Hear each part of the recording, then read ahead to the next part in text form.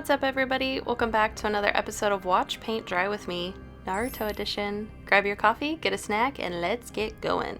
First things first, you gotta make yourself bald. As you can see, I forgot to film the end of my transition, so let's rewind and I'll tell you everything I did before the bald cap and after. If you haven't figured it out already, we are painting Shukaku from Naruto Shippuden, the One-Tailed Beast. This is the second painting in my Tailed Beast series. I plan on painting them all. Now that I am bald, I am taking an Elmer's washable glue stick and gluing down my brows, and then I'm going to comb them out with a spoolie brush to try to give myself a flat surface to paint on. You can powder everything with the NYX setting powder. Now, if you want to see how I put on the bald cap, I do have footage of that I can upload. It was my first time putting on a bald cap, so I was literally just winging it. But for the first time, I really don't think it turned out too bad. For this entire painting, I am looking at a reference photo of Shukaku and trying my best to mimic his features where they would be on my face. So I've taken an old eyeliner pencil and outlined where I want his eyes to be, and then I'm taking the water-activated body paints from Made You Look in the shades Bone Tone and Oak and mixing them together to start painting the body. In my reference photo, Shukaku is like a sandy brown, so I'm doing my best to mimic that color. Now, if I had to redo this over again, I would add in a yellow with the bone tone and the oak just to warm it up a little bit and make it more sandy. Because I didn't quite match him in the photo, but you do the best you can with what you've got.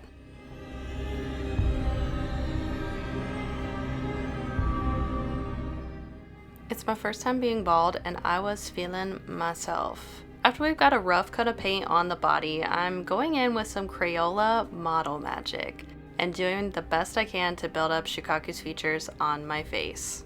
Now, this is my first time ever doing anything like this with a look, so it was definitely a learning curve. I tried one other time messing with the Model Magic to sculpt off of my face to see if I could get the prosthetics right and then just glue them to my face afterwards, but I didn't really like the way the pieces turned out, so I opted for this instead, and I'm taking the Model Magic bit by bit and I am gluing it on my face with latex. Now, I would recommend Prosade over latex, but latex is what I had. After I'm laying these pieces down with the latex bit by bit, I'm just going in and smoothing out the clay with water. So I'm laying down my pieces, smoothing things out with water the best I can, and then I'm going in with more pieces to layer up the mask until I feel like the features are right. Now, I did watch a tutorial from Holly Murray, shout out to her, I love her makeup looks, where she showed how she uses the clay, and she uses Prosade to lay it down, and she uses Prosade on top of it to smooth it out, which I thought was interesting, so that is something I'm going to have to try next time. Now, my goal or my vision with building up this mask using the clay to build up my features is to mimic Shukaku's. So if you look at a reference photo of him, it almost looks like his eyes are sunken in because his brow bones are so prominent and they're so furrowed looking, even if he's just looking neutral in the photo. So I'm trying to build up the brow bone, build up the forehead, and overall just make myself not look human, basically. While you watch me build up the forehead and the brow bone, I think this will be a great time to talk about Shukaku fun facts, because I love a good history lesson. So if you didn't know, Shukaku is based off of a tanuki, or a Japanese raccoon dog. I think it's interesting all the tailed beasts are based off of something in real life. And if you Google a picture of a tanuki, they're so cute. It looks like a Pomeranian if it was colored like a raccoon. They look so fluffy. They're normally about 16 pounds in weight and 20 to 25 inches minus the tail, so probably 30 inches with the tail. So they really are the size of a Pomeranian. Now, if you Google tanuki, it will tell you it's a species of canid, C-A-N-I-D. So basically it's a canine. It's in the same family as wolves, coyotes, foxes, all that stuff. Some websites will tell you tanukis are endemic to Japan only, but another website I found tells you that they are native to forests of eastern Siberia, northern China, northern Vietnam, Korea, and Japan. That is according to the RSPCA of the UK. Quick pause on the Shukaku facts. To make the ears for this, I made triangles out of the clay, and then I'm folding them over to give the ears a hollow inside and an outside. Then I'm attaching more pieces of clay so they'll stick to my head, and I'm shaping them as I go. Now, these ears were heavy, so this was actually really hard to do, and I didn't know if I was going to be able to pull it off. but everything worked out. Once I'm finished with the top of my head, I'm going in with some cotton, laying that down with latex next to my nose before I top it with more clay. I'm trying to put the top of Shukaku's jaw right here, so I'm going to shape teeth out of this too. But I had to put the cotton underneath of the clay because if you look at a photo of him, his top jaw is all one level. Now you can kind of see my nose, which is why I'm adding more clay around the nose to build it up and make it look like that top strip of clay is just one level. No bumps, no ridges, no nothing. I thought I was going to pull this clay down and shape the teeth out of it. I didn't like the way that was going, so I thought, well, let me just take some scissors and I'll make it that way, which turned out to be a lot easier. So I'm just cutting out triangles. I'm following my reference photo of how many teeth he's got on the top.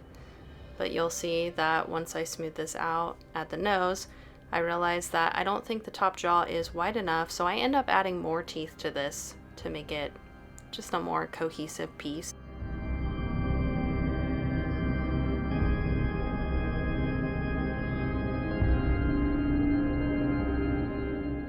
Next, you'll see me starting to make the bottom jaw. Now, I originally thought I was going to put this on my neck and build it up to make it look like his mouth was open wide. But I quickly realized that this was not going to stay, and that was going to be a lot more difficult than I thought. So I laid down my base with 2 strips of clay, and then I'm just attaching triangles for the teeth onto it. I'm adding as many teeth as I see in the reference photo. Then I realized that wasn't going to stay, so I'm going to go ahead and cover the top of everything I've made with paper towels dipped in latex to make this one cohesive piece. That way there's not all these gaps. Some people do seal these gaps with scar wax. I did not have any, so I thought, well, paper towels and latex never fails you, right?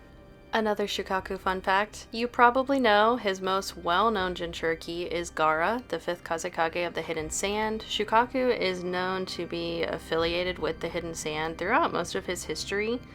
He has 2 Jinchuriki before Gaara. The second one is unnamed. The very first one is a priest named Bunpuku. So next we're taking the bottom jaw I created and I'm trying my best to attach it. This was the worst part of the entire process. I couldn't get it to stick, it was too heavy, so I said let me rip it in half, and I'm trying my best to stick it to my face with paper towels and latex, and I'm bringing them down my neck to try to hold the base of the bottom jaw. This was a lot more difficult than it looked. After I'm putting the pieces on, I'm covering the entire thing with paper towels and latex just like I did for the top. And you'll see I finally got it together. Took me long enough. That was a very difficult process. I once again decided, oh, let's change the color of the body again. So I'm going over what I've done with more bone tone and oak from the Meiji Look water activated body paints. I decided to go in with a fluffy brush and stipple the paint to give him a more rough look. I mean, if there's a monster made out of sand, he's not going to be very smooth. He's going to be pretty rough. Speaking of rough, I'm taking a stippling sponge with the oak color, and I'm just adding in places of texture to the body to make it look more like what he would have going on if he was real. Next, I'm taking the shade Neptune from Meiji Look, and I am painting the markings on Shukaku's body. I did look at my reference photo for this. I didn't follow exactly what he had going on because I feel like that does change photo to photo, but I took note of some basic shapes that he has in most photos and just placed them where I saw fit to kind of match the shape of my body.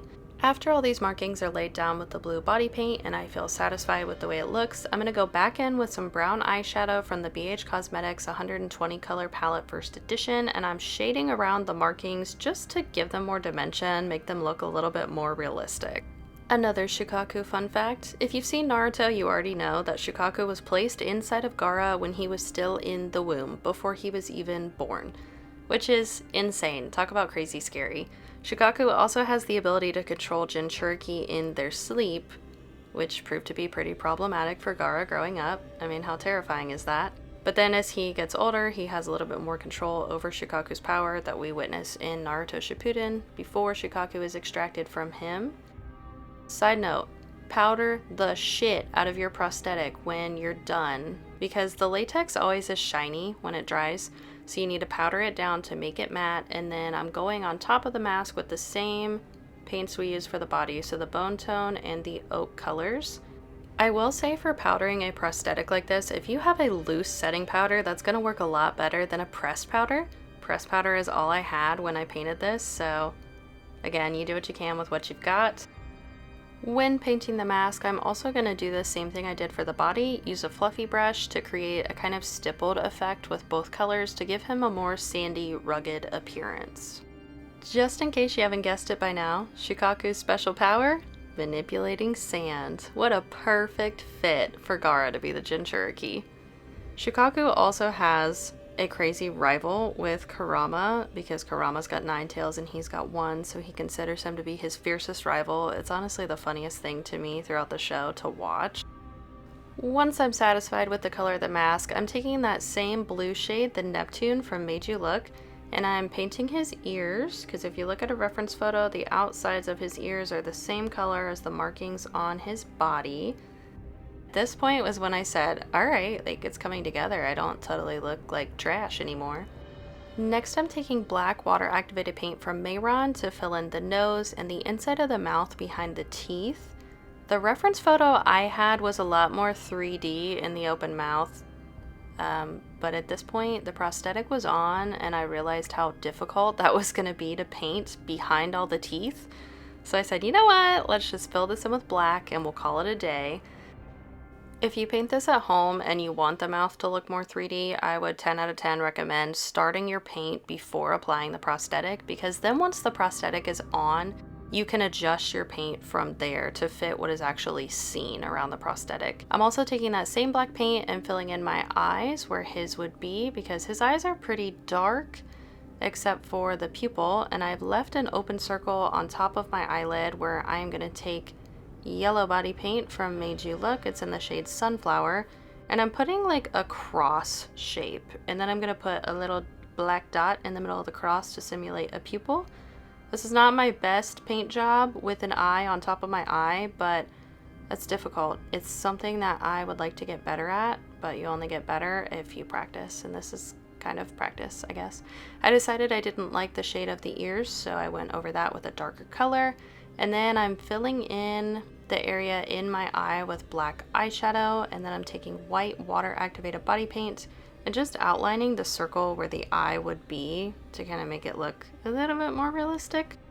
Anytime I use any kind of body paint on my eyelid, I always set it with some kind of eyeshadow, because if I don't, it ends up creasing, because I'm very impatient, so I don't wait for it to dry. I just start opening my lid and I keep working. So I've set my entire lid, other than the iris and pupil area, with black eyeshadow just to make it look more solid. Next, I'm taking that same blue body paint and I am making the markings that are on his face. I'm actually pretty closely following my reference photo for these, because I feel like the markings on his face don't change a lot photo to photo. But I added a few extra markings here and there just to make it one cohesive piece. And here is the final look. Thank you so much for watching. I hope you enjoyed today's video. This look took me in all probably about 6 hours, and it was a lot of fun to do. If you like this video, you should come back, because there will be more like it. There's going to be a lot more Naruto paintings and other things coming your way. So until then, I'll see you in the next one. Bye!